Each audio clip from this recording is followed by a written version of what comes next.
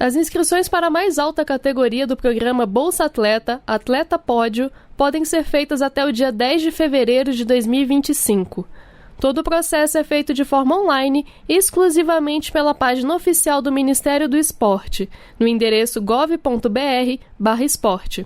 O benefício é voltado para atletas de modalidades olímpicas, paralímpicas e surdo-olímpicas, já com foco no ciclo de competições rumo aos Jogos Olímpicos de Los Angeles 2028.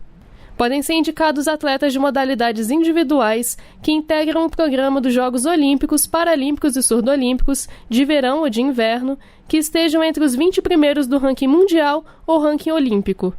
Os valores da Bolsa Pódio variam de R$ 5.000 a R$ 16.000 por mês. A lista de contemplados é publicada no Diário Oficial da União e no site do Ministério do Esporte. Com supervisão de Raquel Mariano, da agência Rádio Gov em Brasília, Estefânia Lima. De algum tempo para cá, o termo bet, que em inglês significa aposta, se popularizou no Brasil. Em 2018, o setor se expandiu rapidamente com a legalização das apostas de cota fixa, mas sem regras bem definidas. Isso favoreceu o surgimento de plataformas irregulares e dificultou o monitoramento das transações financeiras. Para contornar esse cenário, o governo federal regulamentou o mercado de apostas e as novas regras já estão valendo. Para começar, apenas empresas autorizadas podem operar legalmente, como explica o secretário de Prêmios e Apostas do Ministério da Fazenda, Regis Dudena. Não é qualquer empresa que pode prestar esse serviço.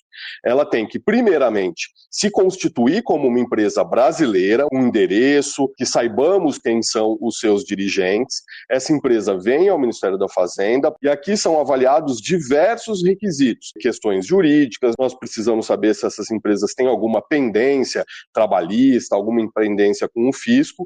Além disso, ela precisa ter mecanismos de monitoramento e controle e, na hipótese de identificação de algum indício de lavagem de dinheiro, ela precisa notificar. Outras medidas que entraram em vigor este ano são a proibição de crédito para apostas e de bônus de entrada, a exigência de identificação dos apostadores por CPF e reconhecimento facial, além do controle dos fluxos financeiros e de publicidade. De acordo com o secretário Regis Dudena, do Ministério da Fazenda, é preciso deixar claro o que é o mercado de apostas e quais são os seus limites. A aposta não é para menores de 18 anos, a aposta não é ambiente de criança e adolescente, então ele não pode ser participante numa publicidade desse tema. Além disso, nós temos restrições como não poder falsear o que a aposta efetivamente é. A aposta é uma forma de entretenimento, não é forma de ganhar dinheiro, não é forma de enriquecer. Desde outubro, quando começaram os bloqueios das plataformas ilegais, mais de 5.200 sites irregulares já foram retirados do ar pela Anatel, a Agência Nacional de Telecomunicações. Uma das principais operadoras de apostas esportivas do Brasil já implementa práticas reconhecidas internacionalmente para promover o jogo responsável.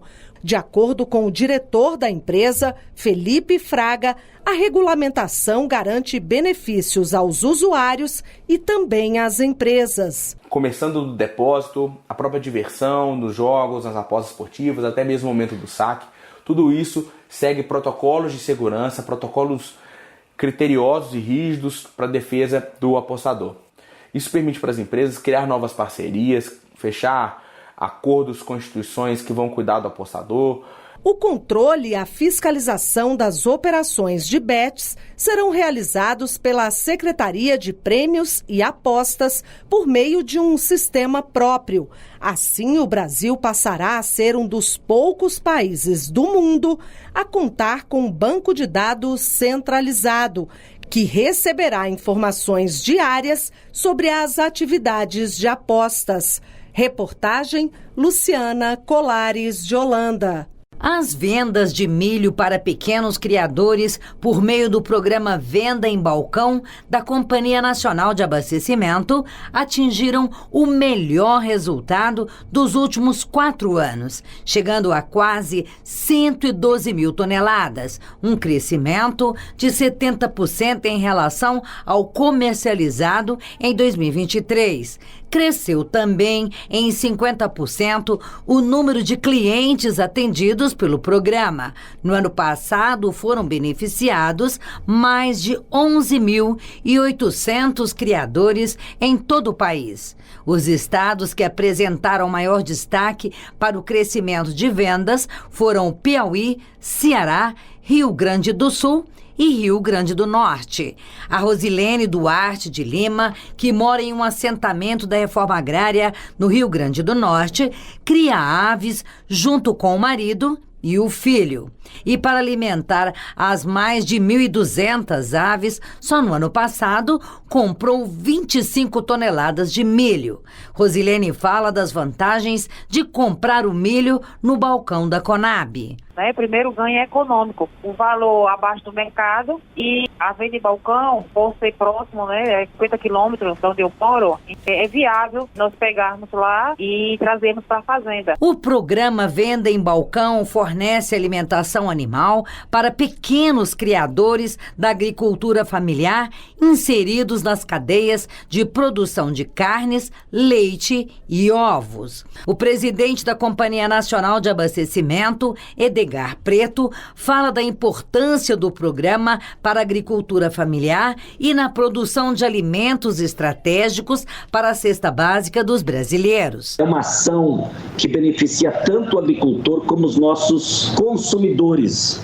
Oferta maior de produto saindo do campo é também as garantias de um preço justo para os consumidores. A empresa planeja ainda ampliar os pontos de vendas e oferecer outros produtos além do milho. Tem demandas para o farelo de soja, para o caroço do algodão, para o sorgo e outros produtos que são utilizados. Para este ano, a expectativa da Conab é que sejam comercializadas 131.400 toneladas de milho. Reportagem Cleide Lopes.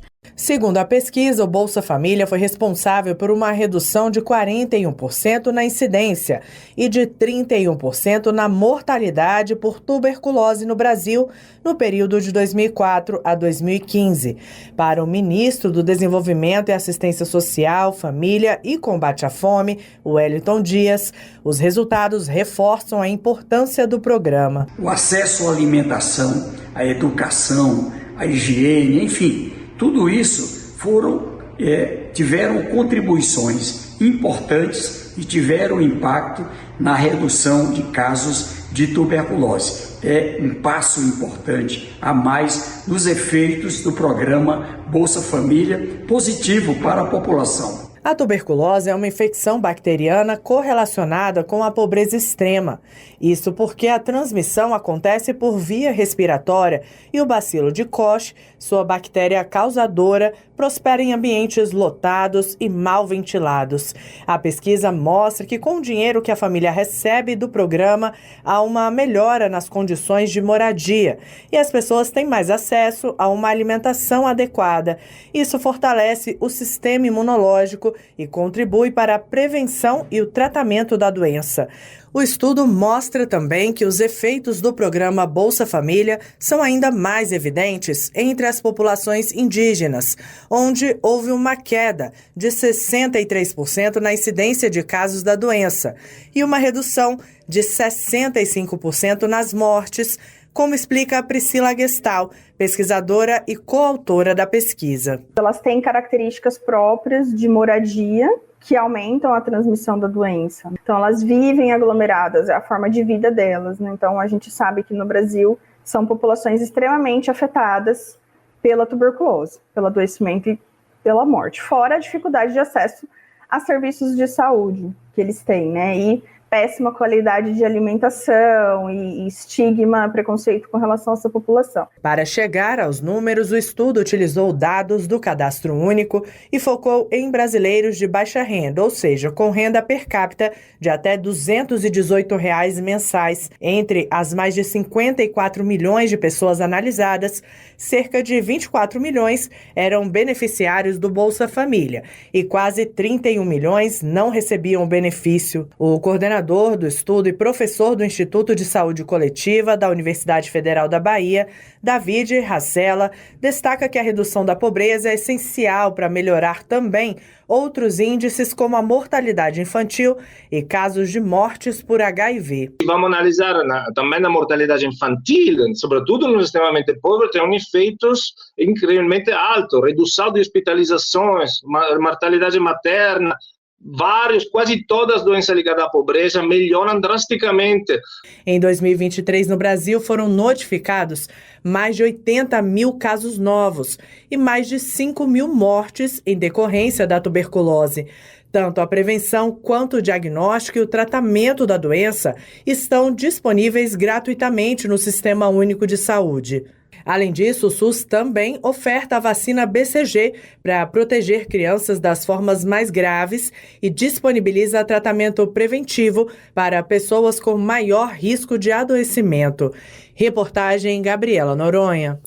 Moradora de Rio Branco, no Acre, Ercivânia Victor de Abreu trabalha há quase 10 anos como balconista em uma papelaria.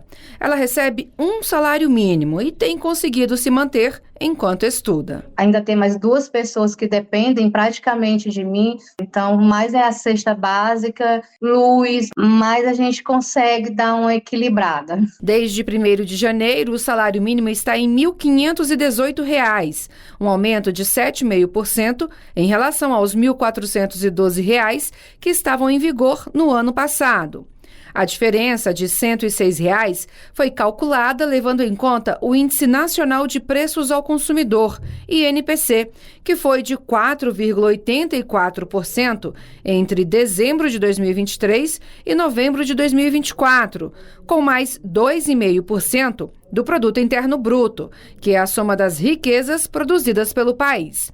Desde 2023, foi retomada a Política Nacional de Valorização do Salário Mínimo, que vai garantir reajustes acima da inflação, pelo menos até 2030, como destaca o ministro do Trabalho e Emprego, Luiz Marinho. Todos os anos terá reajuste do salário mínimo acima da inflação, ou seja, terá ganho real como um compromisso muito importante no processo de distribuição de renda. No Brasil, cerca de 59 milhões de pessoas têm rendimento ligado ao salário mínimo.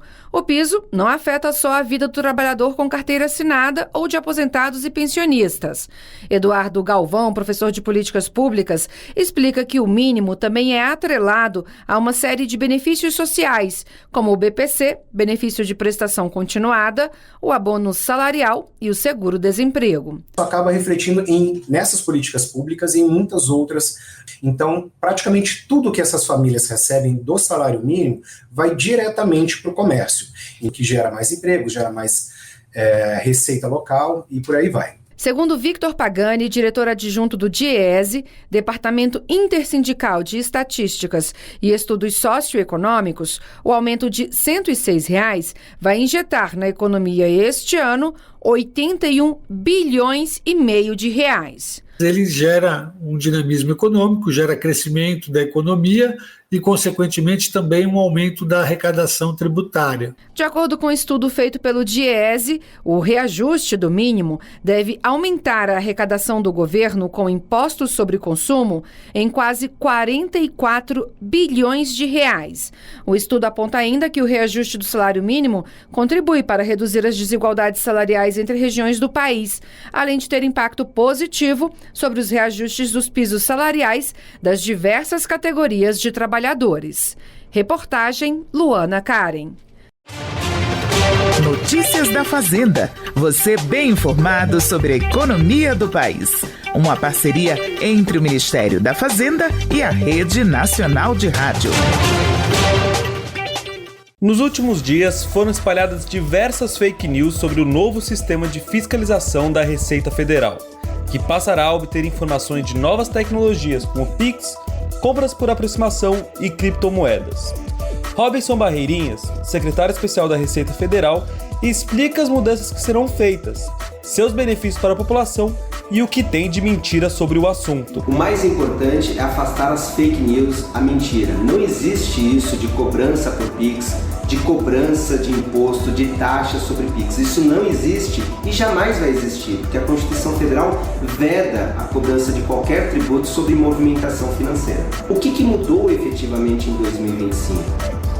Como esse nosso sistema existe há mais de 20 anos, desde 2003, lá atrás nem se pensava na existência futura do Pix, nem se pensava nessas novas modalidades de pagamento, nesses novos arranjos de pagamento, por exemplo, carteira digital, isso não existia. Então tornou-se necessário a atualização dos formulários dos normativos da Receita Federal para que essas novas formas de pagamento sejam abrangidas pela regulamentação, evitando assim inconsistências que poderiam prejudicar o contribuinte, poderiam fazer que o contribuinte caísse indevidamente nas malhas fiscais da Receita Federal. Isso é bom então para o contribuinte, que ele diminui a chance de cair na fiscalização, e é excelente para a Receita Federal, porque ela pode focar a sua energia em quem realmente precisa ser fiscalizado, que não é o trabalhador, o pequeno empresário, nada disso. Quem precisa da atenção da Receita Federal é quem utiliza esses novos meios de pagamento para ocultar dinheiro ilícito, às vezes dinheiro decorrente de atividade criminosa, de lavagem de dinheiro. O foco da Receita Federal é para eles, não é para você, trabalhador, pequeno empresário. Fique muito tranquilo, pode continuar usando o seu Pix normalmente. O secretário reforçou que a Receita Federal já recebe esses dados há mais de 20 anos e isso nunca gerou problema para a população, que sempre teve seu sigilo bancário preservado. O sigilo bancário é totalmente protegido pela Receita Federal. Na verdade, nós ampliamos a proteção do sigilo bancário. Essa instrução normativa que foi publicada deixa muito claro que a instituição financeira não pode prestar nenhuma informação que permita a identificação de quem fez o pagamento e para onde foi feito o gasto. O sigilo bancário é absolutamente protegido e garantido pela Receita Federal. As informações que são prestadas pelas instituições financeiras são globais. A Receita Federal não tem nenhum interesse em saber o detalhamento, quantos Pix você recebeu e quem passou para você, onde você gastou o seu dinheiro. Nada disso é informado pela Receita Federal. Em relação ao cartão de crédito, nada muda. As informações sobre o cartão já são prestadas à Receita desde 2003. Há mais de 20 anos a Receita Federal recebe as informações sobre os cartões de crédito. E se você nunca teve um problema no passado em relação a gasto no cartão de crédito, evidentemente você não vai ter daqui em diante. Ah, mas eu emprestei o meu cartão para o meu cunhado. Olha, o risco que você tem aí de não receber o dinheiro do seu cunhado, mas não há nenhum risco com a Receita Federal, porque é muito comum que isso aconteça. E a Receita Federal sabe disso. Não é porque em um determinado mês você gastou um pouco mais que isso vai gerar algum problema com a Receita Federal. A Receita Federal, ela coleta informações de uma série de outras fontes. Você ouviu as principais notícias da Fazenda, uma parceria entre o Ministério da Fazenda e a Rede Nacional de Rádio.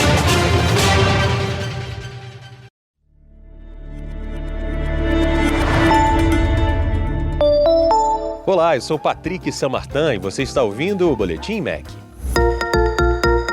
Com o objetivo de criar condições que promovam a permanência dos estudantes nos cursos ofertados e o desenvolvimento de ações que contribuam para o êxito em sua formação, o MEC criou o Comitê Estratégico de Acesso, Permanência e Êxito. A iniciativa tem foco nos alunos matriculados na Rede Federal de Educação Profissional, Científica e Tecnológica. Charles Ocama de Souza, diretor de desenvolvimento da Secretaria de Educação Profissional e Tecnológica, afirma que o comitê fortalecerá e ampliará o apoio das instituições aos estudantes, em termos de infraestrutura, assistência estudantil, ações inclusivas, dentre outras.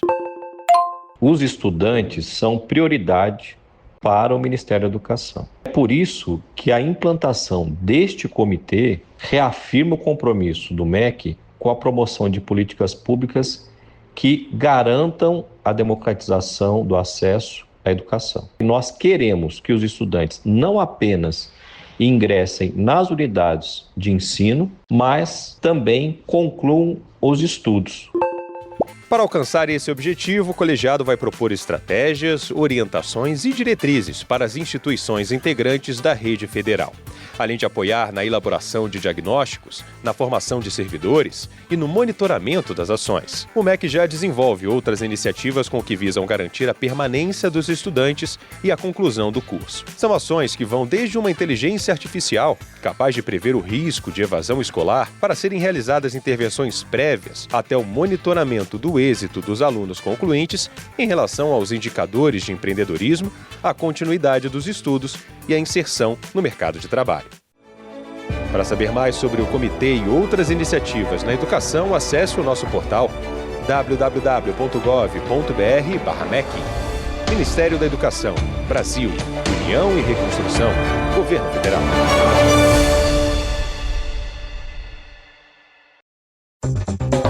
Minuto Ciência.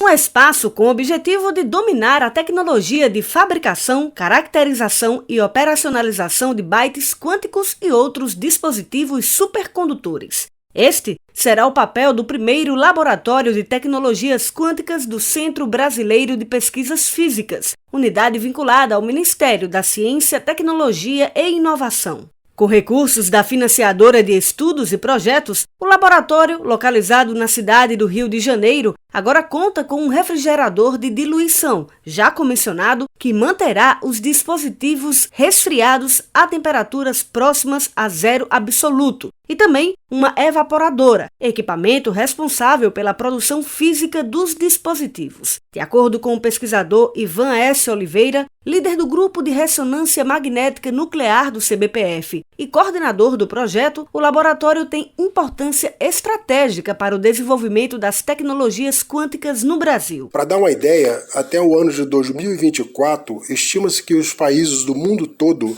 a grande maioria no hemisfério norte, investiram 43 bilhões de dólares nas tecnologias quânticas. Portanto, é crucial que o Brasil invista no desenvolvimento de sua própria tecnologia. O local é uma infraestrutura experimental que atuará nas 3 principais áreas das tecnologias quânticas: computação quântica, comunicação quântica e os sensores quânticos. Os últimos equipamentos que compõem o primeiro Laboratório de Tecnologias Quânticas do CBPF foram entregues em dezembro do ano passado. O impacto deste avanço também está conectado a projetos financiados pela Fundação Carlos Chagas Filho de Amparo à Pesquisa do Estado do Rio de Janeiro, pela Fundação de Amparo à Pesquisa do Estado de São Paulo, pelo Conselho Nacional de Desenvolvimento Científico e Tecnológico e pela Petrobras. Reportagem Mariana Leite. Minuto Ciência. A Advocacia Geral da União enviou à Meta, proprietária das plataformas digitais Facebook, Instagram e Threads, notificação extrajudicial solicitando explicações sobre o fim do programa de checagem de fatos em suas redes sociais. A notificação estabelece prazo de 72 horas para que a empresa apresente as respostas e o prazo se encerra na segunda-feira à tarde. A AGU solicita à Meta informações sobre as providências que vêm sendo adotadas a respeito do dever de cuidado com relação à coibição de violência de gênero, proteção de crianças e adolescentes, prevenção contra racismo, homofobia, prevenção contra suicídio e discursos de ódio, além de outros temas de direito fundamental. E requer que seja esclarecido se haverá divulgação de relatório de transparência sobre a checagem de desinformação realizada por notas de comunidade, método recentemente adotado pela Rede X. Para o advogado-geral da União, Jorge Messias, a Meta não foi transparente sobre como vai agir daqui para frente quanto à moderação de conteúdo. Eu queria expressar a enorme preocupação do governo brasileiro com a política adotada pela empresa Meta, que parece com uma biruta de aeroporto. O tempo todo muda de posição ao sabor dos ventos. Eu quero dizer para essa empresa que a sociedade brasileira não ficará à mercê desse tipo de política. A nossa preocupação neste momento é que a empresa venha a público, já que ela não foi transparente em momento algum qual a política ela vai adotar, a partir de uma notificação extrajudicial, para que a empresa explique categoricamente às autoridades brasileiras como é que ela vai proteger as crianças e adolescentes, como é que ela vai proteger proteger as mulheres, como é que ela vai proteger os pequenos comerciantes que usam a plataforma como um modelo de negócio, como ambiente de negócio. Enfim, tem uma série de pessoas que usam frequentemente essa plataforma e que estarão muito vulneráveis pretensamente à nova política, que não sabemos claramente qual é essa nova política. A AGU cita algumas das alterações realizadas na política de moderação anunciadas pelo CEO da Meta, Mark Zuckerberg. Entre elas, a permissão de associar pessoas LGBTQIAPN+, com transtornos mentais. A AGU refere-se ainda às alterações nas diretrizes quanto a discurso de ódio, gênero e eliminação de trecho que proibia a desumanização de mulheres. Outro ponto de preocupação é quanto a crianças e adolescentes. Lembrando que o Brasil tem uma legislação muito rigorosa na proteção de crianças e adolescentes, na proteção de populações vulneráveis, e que nós não vamos permitir de forma alguma que essas redes transformem o ambiente numa carnificina ou barbárie digital. A AGU afirma que manifestações em plataformas digitais não podem ser realizadas para gerar desinformação, nem minar a legitimidade das instituições democráticas, nem causar pânico na população, e que as novas diretrizes da Meta demonstram a possibilidade de violações a direitos fundamentais no âmbito digital, com desrespeito às leis brasileiras. De Brasília, Raquel Miura. De janeiro a novembro de 2024, o saldo acumulado de jovens contratados como aprendizes alcançou 98.242, representando um crescimento de 11,91% em comparação ao mesmo período de 2023. Os dados são do Ministério do Trabalho e Emprego, que monitora o cumprimento da lei da aprendizagem. Em novembro, o saldo foi de 6.503, um aumento de 5,64% na comparação com o mesmo mês do ano anterior. E o setor de serviços se destacou, seguido pelo comércio e pela indústria. Os estados que mais se destacaram no saldo de contratações de aprendizes foram Rio Grande do Sul, São Paulo, Rio de Janeiro e Bahia. Dos jovens admitidos no mês, 57% estavam no ensino fundamental ou médio. Para o diretor de Políticas para a Juventude do Ministério do Trabalho e Emprego, João Vitor Mota, assegurar a entrada desses adolescentes no mercado de trabalho de forma segura e em vagas de qualidade é fundamental para o seu futuro profissional. Para ser aprendiz, o jovem deve ter entre 14 e 24 anos incompletos e, caso não tenha concluído o ensino médio, deve estar obrigatoriamente matriculado e frequentando a escola. Os contratos de trabalho têm duração de até 2 anos, sendo garantido ao aprendiz a carteira assinada com direitos trabalhistas, como salário mínimo por hora, FGTS, 13º e férias no mesmo período das férias escolares. Da agência Rádio Gov em Brasília, Thaísa Vitória. E um programa tem feito a diferença na vida de muitos pequenos criadores do Brasil. É o programa de venda em balcão da Conab. Ele teve um crescimento de 70% nas vendas do milho em 2024, alcançando o maior volume comercializado dos últimos 4 anos. Mais de 11 mil pequenos criadores foram atendidos. E o programa tem sido um pilar fundamental para fortalecer a agricultura familiar no país. Para entender melhor esse sucesso, estamos ao vivo aqui com o presidente da Companhia Nacional de Abastecimento, Edgar Preto, que vai explicar como o programa tem ajudado na recuperação financeira dos pequenos produtores e na geração de renda nas áreas rurais. Bom, presidente, bom dia, obrigada pela sua participação aqui no nosso jornal. E eu queria que o senhor começasse falando o que levou esses resultados positivos, como é que o programa está impactando a vida desses pequenos produtores. Eu diria que o ProVB, o programa de venda balcão, é um programa muito generoso, um programa que, como você disse, tem 30 anos e ele nunca deixou de existir. Por vezes ele se enfraquece, por vezes ele se fortalece, conforme a prioridade que a administração da Conab tem dado, e é o que nós estamos fazendo agora. Como ele atende pequenos e médios criadores da agricultura familiar, é fundamental na produção de carnes, de ovos e leites, fortalece, portanto, os produtos da cesta básica, nós também tiramos ele como prioridade. Fizemos uma divulgação melhor, estabelecemos parcerias com os municípios, com entidades que querem estabelecer pontos de vendas nas suas localidades, fazendo contato com a nossa superintendência nos estados, ampliamos o número, cadastramos novos criadores, e o impacto é muito positivo, porque nós conseguimos garantir a principal ração para os animais, que é o milho, a um preço muito acessível, porque a Conab compra direto dos agricultores e pode colocar nesses locais, nesses territórios, um preço muito justo, um preço competitivo com o varejo. Então, o criador, o pequeno criador, ele se dirige até os pontos de venda, compra pequenas quantidades, leva para suas casas, pode alimentar os seus animais, e nós demos as garantias até aqui, por isso também desse aumento, de que não faltou e não irá faltar esse que é o principal alimento para os animais, que é o milho. E nós tivemos um desempenho impressionante no Piauí e no Rio Grande do Norte. Tivemos também pontos de venda itinerante nesses estados. É uma experiência de sucesso que pode ser replicada pelo país? Sem dúvida nenhuma. O Piauí, que é o estado que mais comercializou milho no ProVB, aumentou praticamente 100%, 98,9% as vendas comparado com o ano passado.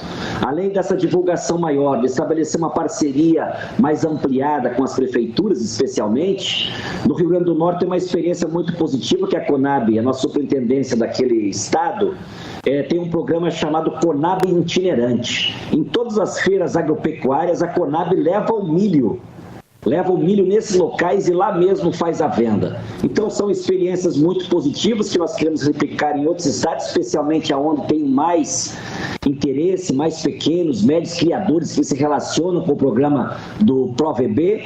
Especialmente nós estamos também querendo ampliar a quantidade de produtos. Hoje nós lidamos no ProVB, comercializamos o milho, mas tem demandas para o farelo de soja, para o caroço do algodão, para o sorgo e outros produtos que são utilizados nesses estados, que nós, no novo marco legal que estamos elaborando na Conab, para o ProVB, queremos garantir, além do milho, uma diversidade de outros produtos que também são importantes para esses criadores. Bom, e falando então em ações futuras, vamos falar desse ano, 2025, 131 mil toneladas de milho, e tem essa ideia de ampliar cada vez mais o programa, atendendo novos criadores. E aí a gente está com a expectativa, então, tem algum para quando? Como é que está?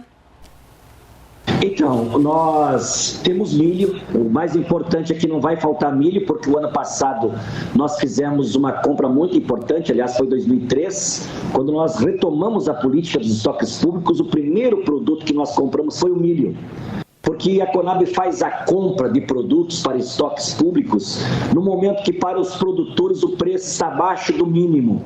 Então, para garantir que o agricultor não tenha prejuízo, a Conab compra e a Conab estoca, que foi o que nós fizemos em 2023. Deu uma super safra de milho, 119 milhões de toneladas de milho o Brasil colheu naquele ano, especialmente na região centro-oeste. O preço para o produtor diminuiu, abaixo do preço mínimo. O mínimo lá estava estabelecido, por exemplo, no Mato Grosso, a R$ 44,00, e os agricultores estavam comercializando milho a R$ 33,00.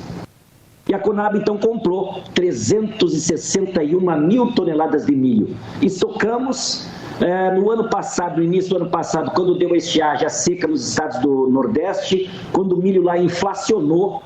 Teve estado que o milho chegou a 90, até R$100, nós conseguimos levar o milho da Conab para vender no ProVB por R$60, R$65. Então, é um impacto muito positivo. Então, nós temos ainda aquela compra, nós temos ainda 200 mil toneladas de milho e queremos ampliar ainda mais essa compra para garantir que 2025, onde nós vamos ampliar o número de criadores, de cadastramento desses produtores, não vai faltar o milho para que o programa se torne cada vez mais robusto e mais importante para a agricultura familiar do nosso país.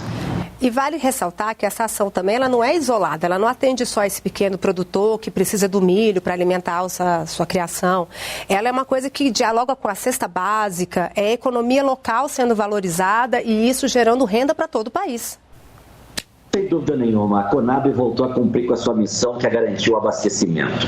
Alcançar a mão aos produtores, aos agricultores, quando o preço diminui, fazer a compra e garantir o estoque. E quando o preço oscilar para os consumidores, a gente faz o equilíbrio dos preços. Então é uma ação que beneficia tanto o agricultor como os nossos consumidores. Comida, produtos mais abundantes, oferta maior de produto saindo do campo, é também as garantias de um preço justo para os consumidores. No caso do ProVB, que é o alimento para os animais, o milho, a gente faz uma intervenção muito positiva para além das carnes, também ovos, leite e outros produtos que são muito importantes para a cesta básica do povo brasileiro. E por fim, eu queria pedir para o senhor fazer, então, dar um recado para esses pequenos produtores, fazer esse convite, então, para que eles conheçam o ProVB e possam participar e usar, né, dessas facilidades que ele permite. Todos aqueles que tiverem interesse em comprar milho para os seus animais, pequenos, médios criadores, façam contato com a Conab nas suas superintendências dos estados. Se tiver dificuldade no contato com a Conab, procure a administração, procure o município, procure o secretário de Agricultura de uma outra área afim e peça a ele que faça um contato com a Conab para que a gente possa estabelecer uma parceria, porque através dessas parcerias entre a Conab, governo federal, com os municípios, que a gente pode garantir esse produto para os criadores lá nas localidades. Nós temos muito interesse em ampliar, estamos ampliando o cadastramento, mudando o marco legal, queremos, como eu disse, incluir outros produtos no ProVB para garantir que a ração dos animais para carne, para ovos, para leite, não falte, teremos mais produtos, mais abundância de produtos no mercado e garantindo assim um preço justo para os consumidores. A Conab, como eu disse, voltou a cumprir com a sua missão, garantir o abastecimento nacional. Muito obrigada pela sua participação no nosso jornal e continue aí com sucesso com essa política pública tão importante. Obrigada. Muito obrigado pela oportunidade. Tchau. De algum tempo para cá, o termo bet, que em inglês significa aposta, se popularizou no Brasil. Em 2018, o setor se expandiu rapidamente com a legalização das apostas de cota fixa, mas sem regras bem definidas. Isso favoreceu o surgimento de plataformas irregulares e dificultou o monitoramento das transações financeiras. Para contornar esse cenário, o governo federal regulamentou o mercado de apostas e as novas regras já estão valendo. Para começar, apenas empresas autorizadas podem operar legalmente, como explica o secretário de Prêmios e Apostas do Ministério da Fazenda, Regis Dudena. Não é qualquer empresa que pode prestar esse serviço. Ela tem que, primeiramente, se constituir como uma empresa brasileira, um endereço, que saibamos quem são os seus dirigentes. Essa empresa vem ao Ministério da Fazenda e aqui são avaliados diversos requisitos. Questões jurídicas, nós precisamos saber se essas empresas têm alguma pendência trabalhista, alguma pendência com o fisco. Além disso, ela precisa ter mecanismos de monitoramento e controle e, na hipótese de identificação de algum indício de lavagem de dinheiro, ela precisa notificar. Outras medidas que entraram em vigor este ano são a proibição de crédito para apostas e de bônus de entrada, a exigência de identificação dos apostadores por CPF e reconhecimento facial, além do controle dos fluxos financeiros e de publicidade.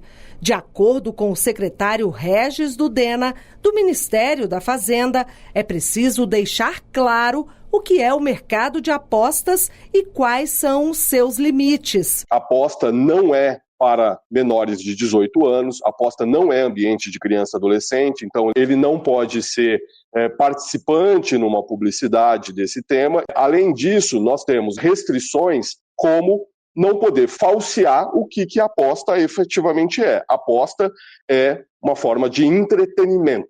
Não é forma de ganhar dinheiro, não é forma de enriquecer. Desde outubro, quando começaram os bloqueios das plataformas ilegais, mais de 5.200 sites irregulares já foram retirados do ar pela Anatel, a Agência Nacional de Telecomunicações. uma das principais operadoras de apostas esportivas do Brasil, já implementa práticas reconhecidas internacionalmente para promover o jogo responsável. De acordo com o diretor da empresa, Felipe Fraga, a regulamentação garante benefícios aos usuários e também às empresas. Começando do depósito, a própria diversão nos jogos, nas apostas esportivas, até mesmo o momento do saque, tudo isso segue protocolos de segurança, protocolos criteriosos e rígidos para a defesa do apostador. Isso permite para as empresas criar novas parcerias, fechar acordos com instituições que vão cuidar do apostador. O controle e a fiscalização das operações de bets serão realizados pela Secretaria de Prêmios e Apostas por meio de um sistema próprio. Assim, o Brasil passará a ser um dos poucos países do mundo a contar com um banco de dados centralizado, que receberá informações diárias sobre as atividades de apostas. Reportagem Luciana Colares de Holanda.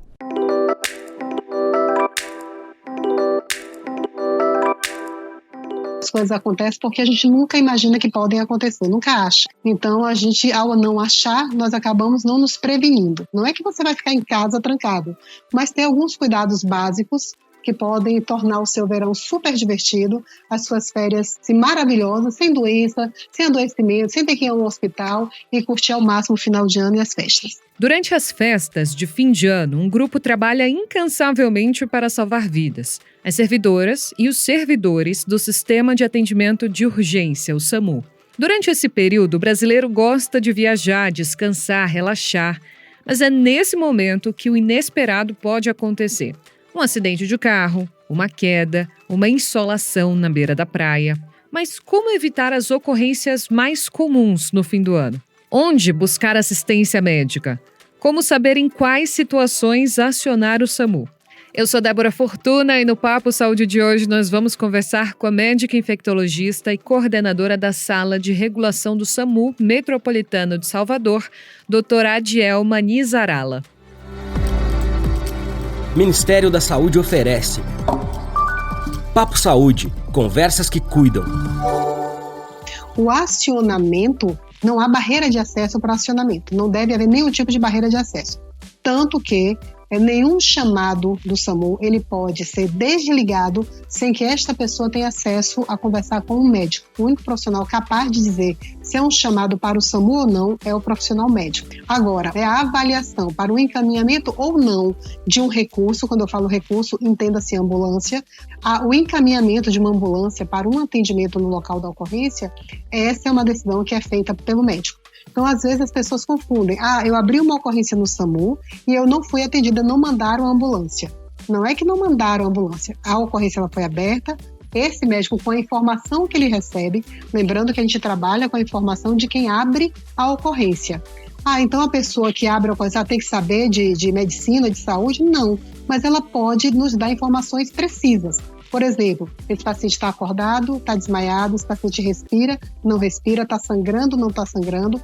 E às vezes ele tem bastante conhecimento sobre o paciente para o qual ele está abrindo o chamado. Então, uma vez que eu pego essa informação, eu faço uma avaliação enquanto médica, se é um atendimento que obrigatoriamente tem que ser feito pelo SAMU, ou se é um paciente que não, a família pode colocar no carro, sem nenhum risco, levar para o atendimento médico. E além da solicitação de atendimento de urgência e emergência, o SAMU também fornece informações e instruções importantes. Em qualquer caso, o médico poderá instruir o cidadão sobre qual unidade de saúde buscar, qual especialista procurar e como proceder em cada uma das ocorrências. Mais do que ninguém, quem está numa central de regulação, ele tem uma visão ampla da rede. Eu sei, por exemplo, aqui em Salvador, nesse momento, eu consigo te dizer quais são as unidades que tem ortopedista no plantão, quem tem raio-x, qual é o hospital que está com algum problema em tomógrafo ou com equipes. Eu consigo ter essa visão de rede. Então, nada mais justo do que se alguém liga para cá, precisando dessa informação, eu tenho que passar. Isso é um serviço de utilidade pública. Então, nós vivemos para servir a uma população. E o servir vai desde uma informação, uma orientação, até a chegada de uma unidade avançada na sua casa para um atendimento. Isso é um direito do cidadão. Infelizmente, nem todas as ligações recebidas pelo telefone 192 podem ajudar a salvar vidas. O serviço ainda sofre com chamadas falsas, os famosos trotes. Essa brincadeira sem graça pode acabar custando a vida de alguém. Olha, o trote normalmente ele é feito ou por uma criança que não tem a noção do risco que ela está fazendo, ela precisa ser educada para isso, ou por uma pessoa que tem algum transtorno psiquiátrico. Então você imagina que quando chega ao final de ano, nós temos pessoas, psiquiatras adultas que às vezes utilizam bebida alcoólica porque estamos em festa, abandonam seus tratamentos, a criança está de férias, então nós vamos ter mais crianças com um período mais prolongado dentro de casa, o fácil acesso a telefones celulares. Então esse conjunto de coisas acaba aumentando o trote nesse período. Quando essa pessoa liga, às vezes é um trote que você identifica nos primeiros 10 segundos. 5, 10 segundos você identifica que é um trote, você vai desligar e liberar essa linha. Às vezes é um trote mais elaborado, é um trote que a pessoa te dá dados, que te leva inclusive a abrir a ocorrência e inclusive a encaminhar um recurso para o local do atendimento. Então você não só tem um gasto financeiro, né, do dinheiro público, né, da verba pública, mas você tem também esse tempo que você deixou essa ambulância parada, indo atender uma ocorrência que não existe. Além disso, enquanto ele está falando, enquanto eu estou colhendo os dados para ver a ocorrência, essa linha especificamente está presa. Quer dizer que se alguém estiver ligando por uma demanda real e eu não tiver outra linha, aquela linha está fazendo falta, porque eu poderia estar abrindo um chamado realmente para uma pessoa que está precisando do recurso do SAMU. Durante as festas de fim de ano, algumas ocorrências, como afogamentos e acidentes de trânsito, ficam ainda mais numerosos. O maior tráfego nas rodovias, o consumo exagerado de bebida alcoólica e os descuidos nos mares, rios e cachoeiras causam grande parte das ocorrências atendidas pelo SAMU. Então, na verdade, o que acontece muito é de você aumentar o quantitativo de chamadas para coisas mais voltadas para o lazer, por exemplo. Então, se eu tinha menos chamamentos para afogamento, claro que no período de férias eu vou ter, em finais de ano, eu vou ter uma quantidade maior, porque eu tenho a cidade com maior quantidade de pessoas frequentando essas atividades de lazer. Então, eu tenho um aumento na quantidade de afogamento, acidente de carro, acidente com moto, embriaguez. Segundo a Djelma, vários fatores influenciam no aumento de casos de acidentes de automóveis. Pista molhada, falta de manutenção veicular adequada.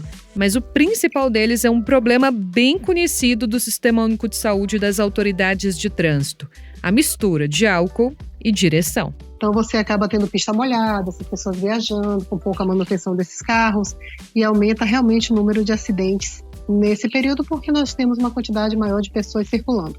Acidentes esses que poderiam ser evitados, né, principalmente se você não tivesse essa combinação que é do uso de álcool e volante. A fiscalização, óbvio, ela existe, nós visualizamos isso pelo país todo, blitz e tudo mais, porém, claramente, nós nunca teríamos perna para conseguir identificar todas as situações em tempo hábil a provocar um acidente. Um monitoramento que a gente deve realmente fazer nas nossas vidas enquanto pessoas é não fazer essa mistura, não fazer uso de bebida alcoólica, não só bebida alcoólica. Por exemplo, você vai para uma festa, você não bebe, mas se você passa a noite toda na festa e resolve que 5h30 da manhã você vai pegar o carro e já aproveitar que está acordado e viajar, isso também você está submetido a uma privação de sono que com certeza pode e deve e provavelmente acontecerá de diminuir os seus reflexos, de fazer você cochilar o volante, e você dessa forma também pode provocar um acidente grave, mesmo não estando fazendo uso de bebida alcoólica. O cansaço também é a causa de muitos acidentes, principalmente no período de festas de final de ano. O uso de estimulantes, como as bebidas energéticas, podem trazer riscos ocultos para os motoristas. Então, realmente, o cansaço excessivo, ele é uma causa comum de acidente. Não é incomum as pessoas dizerem, eu cochilei no volante porque eu estava sem dormir. Beber, por si só, já é um problema. Mas se você não beber e você não tiver uma quantidade mínima de horas dormidas, que a gente pensa em 8 horas de sono tranquilo para que você possa pegar o volante, né? É uma responsabilidade muito grande você colocar suas pessoas mais amadas e queridas dentro de um veículo e você não ter a responsabilidade de estar totalmente sóbrio e consciente das suas capacidades. E aí já nos lembra aquela questão do uso dos estimulantes, né, que eles devem ser abolidos. Um estimulante, um energético desse, ele não tem a capacidade de manter de forma saudável você apto para desenvolver as suas funções de motorista. O grande problema disso tudo é você mascarar um quadro que ele está aí.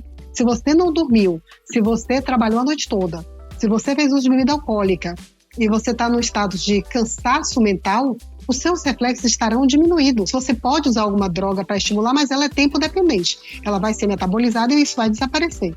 Então, às vezes, o cálculo é feito errado. A viagem é mais longa, ou ela está tão mais cansada que o energético que ela usou não é suficiente para deixá-la de forma mais alerta, culminando numa tragédia, às vezes. Porque você acha que está bem, porque você tomou estimulante, mas você não está, e você pega um carro para dirigir, colocando a sua vida em risco e principalmente colocando a vida de outras pessoas em risco também. Mesmo para quem não vai pegar a estrada, crianças e idosos requerem um cuidado especial durante o final de ano. Com a mudança de rotina, alimentação, além de viagens e exposição ao sol e calor, a saúde pode ser prejudicada, principalmente no caso dos mais velhos. Hidratação com água mineral de boa procedência, alimentação balanceada e uso de protetor solar são fundamentais. Por outro lado, existe um outro cuidado muito importante: o apoio emocional. Evitar o cansaço excessivo para esses idosos, né? A pessoa acha que o idoso ele pode e deve participar de todas as comemorações que aquela família vai fazer naquele período.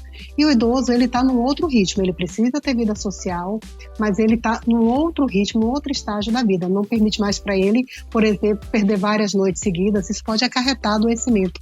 A gente precisa ter cuidado com a alimentação, com a hidratação. Ele sofre mais com alterações de alimentação, se ele se desidrata com as diarreias provocadas por essas gastroenterites, até mesmo apoio emocional, você tem que reforçar nesse período para que o idoso ele se sinta incluído nas festividades, para que ele participe de tudo sem exagero, mas que ele não seja, por exemplo, deixado para trás.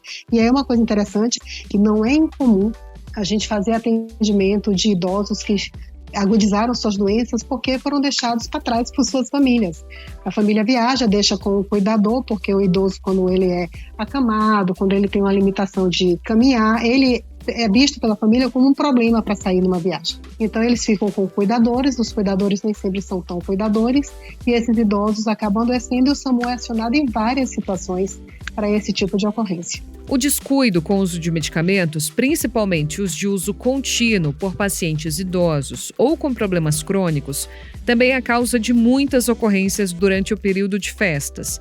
Aquela história de parar o tratamento para poder beber ou mesmo o consumo em excesso de álcool podem virar um problema durante as festas.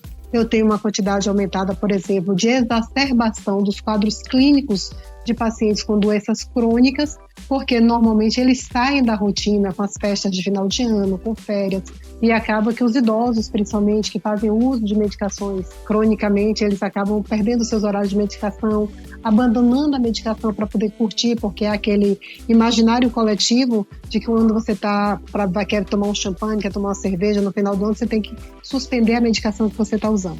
Isso acaba agudizando casos de pacientes que já são portadores de doenças crônicas, né? Então isso é muito comum de acontecer. Se o idoso já mora numa casa de cuidado, isso não é tão gritante, porque existe uma escala de trabalho. Uma casa de idoso funciona muito parecida a um esquema de trabalho de um hospital. Já com as famílias, não. A família, esse idoso, ele tem uma vida normal, muitas vezes quem cuida ali é a própria família, mas na situação de viagem acabam contratando um cuidador temporário, que nem sempre sabe da rotina daquele idoso, ou não tem todas as informações, e acaba realmente interrompendo, às vezes, tratamento, e a própria depressão, o confinamento desse idoso em casa, sem a sua família, pode realmente acarretar um adoecimento maior. Apesar dos riscos, alguns cuidados básicos podem garantir um fim de ano saudável, seguro e feliz. As coisas acontecem porque a gente nunca imagina que podem acontecer, nunca acha. Então, a gente, ao não achar, nós acabamos não nos prevenindo. Então, eu preciso pensar, quando vai chegar no final de ano, eu preciso pensar em doenças gastrointestinais, porque é uma coisa muito comum, né? Você passar a consumir mais alimentos mal armazenados, em rua, às vezes você não tem cuidado com a água que está utilizando, né? Você tem muita desidratação e insolação, porque vão para a praia, ficam em horários muito tarde, expostos diretamente ao sol. Às vezes, famílias com uma renda um pouco menor não tem condições toda hora de estar comprando uma água mineral para dar para os filhos, para o idoso. Às vezes a água que levou de casa já acabou, então tem que ter esse cuidado. As doenças respiratórias, né? Você tem muito assim, tá quente, por que vai ter doença respiratória? Porque você começa a estar dentro de ar-condicionado, né? Doenças dermatológicas relacionadas principalmente a água contaminada, a pisar em areias contaminadas. Se vai para a praia, aumenta o número de idas às piscinas, então vem infecção de ouvido, vem as conjuntivites. Não é que você vai ficar em casa trancado, mas tem alguns cuidados básicos que podem tornar o seu verão super divertido, as suas férias maravilhosas, sem doença, sem adoecimento, sem ter que ir a um hospital e curtir ao máximo o final de ano e as festas. Então é isso, se cuide da família e dos amigos e tenha um fim de ano tranquilo e divertido. E se precisar de atendimento, você já sabe, você pode ligar de graça para o 192 que o SAMU salva vidas. O Papo Saúde de hoje fica por aqui. Um bom fim de ano e boas festas. Você ouviu o Papo Saúde, podcast do Ministério da Saúde feito para cuidar de você.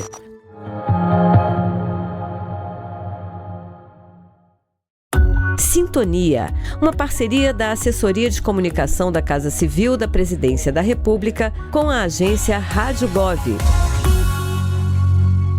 O governo federal saiu em defesa da soberania nacional, da liberdade de expressão, das responsabilidades sociais e, principalmente, da verdade. Após o anúncio de uma das principais empresas de redes digitais, o presidente Lula demonstrou preocupação e convocou a reunião com ministros para debater o tema.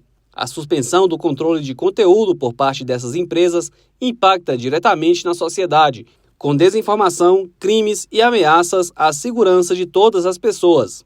Em entrevista, o ministro da Casa Civil, Rui Costa, afirmou que as primeiras ações do governo visam o respeito à justiça brasileira. Toda e qualquer empresa, nacional ou multinacional, grupo de comunicação nacional ou internacional, terá que respeitar o arcabouço legal brasileiro e terá que respeitar a justiça brasileira. Então, em função disso, das preocupações do presidente, ele solicitou que a AGU entre com uma interpelação, com a notificação para a empresa, para que ela se manifeste o que é que ela irá fazer no Brasil.